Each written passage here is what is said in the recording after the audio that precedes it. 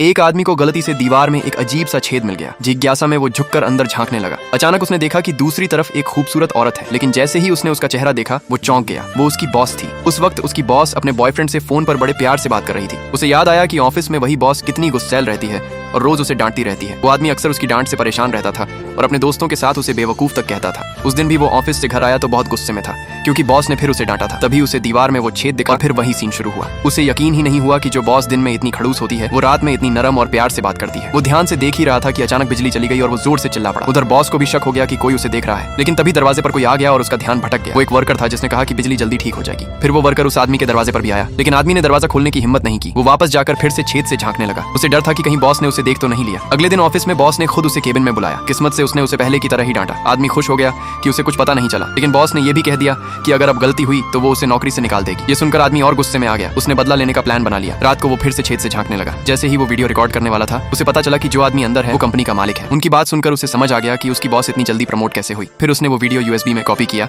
और अगले दिन बॉस की टेबल पर रख दिया। वीडियो देखकर बॉस घबरा गई। वो तुरंत घर भागी और कमरे में कैमरा ढूंढने लगी। आखिर में उसे दीवार का वही छेद मिल गया। फिर वो तुरंत ऑफिस आई और सीधे उस आदमी के पास पहुंची। उसकी नजरों से ही आदमी डर गया, कुछ बोल नहीं पाया। फिर बॉस ने सबको मीटिंग के लिए बुलाया और ऐलान किया कि सबकी सैलरी दोगुनी कर दी जाएगी। सब लोग बहुत खुश हो गए, लेकिन सिर्फ उस आदमी को पता था कि ये सब उसी की वजह से हुआ है। उसी समय बॉस गुस्से में उसे घूर रही थी और वो आदमी तुरंत ताली बजाकर उसका धन्यवाद करने